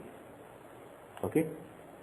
Since the previous stanza spoke about the 7th house, the 10th from 7th is 4. And hence when you say moon is Karaka. The place of mating. No, not Karaka. Moon is he says, if moon is in the 4th house in November, then it shows the person mates in open air. The place of mating is shown by the 4th house. The open airness is shown by moon. Okay. Almost like close to nature. Okay. Like no house, no covering, nothing. Earlier stanzas indicate illicit relationship in the 2nd house. Thus, the 10th from there, the 11th house from this indicates the place where this mating occurs. So, illicit mating is shown by the 11th house from the Lagnamsha. But proper legitimate mating with one's spouse is 4th. Similarly, while the Swamsa indicates the vocation, the place where this is practiced is the 10th house. 10th house shows the place.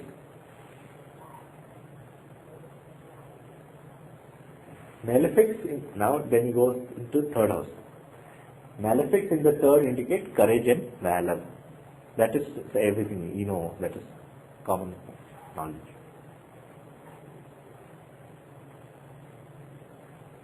Benefics in the 3rd indicate cowardice. But then, it's not like benefics will give cowardice. That person may not be aggressive. He will do it in his own way.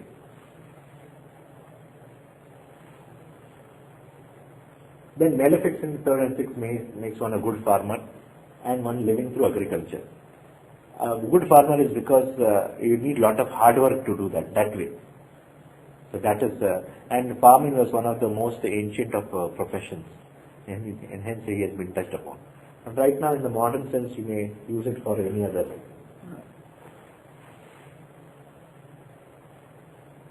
Subsequently, Jainvi says this combination is working for armed forces. Malefics in the 3rd and 6th. Jupiter in the 9th indicates a big landlord or a distinguished personality. Meaning, malefics in 3rd produce a warrior or a brave person, while benefics produces a docile person. Well, a docile person means somebody who basically uses more his intelligence than his guts to go and fight. And then such person tend to believe in, what is it called? What is the better part of valor?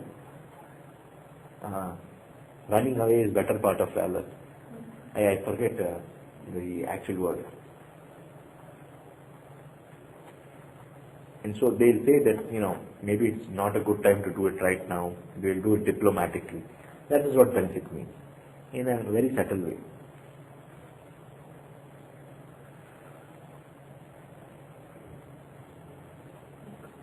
Basically, the 3rd also represents intelligence and indicates the direction of skill of the nativity. Venus is the 3rd from Swamsa, gives artistic skill, while Mercury may produce a writer.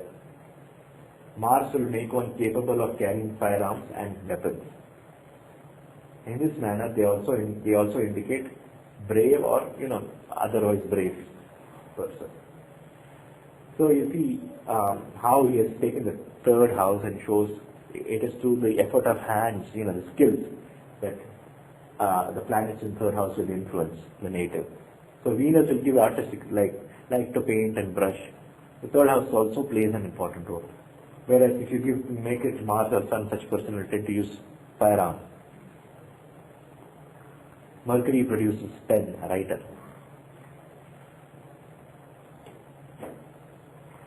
The sixth has to do with service, and agriculture was the most common means of employment during this. So,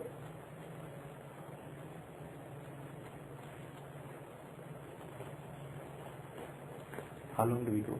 I think we can. Okay, all right. So we went through 1.26. 1.2.68. Yeah. Shanti, shanti, shanti.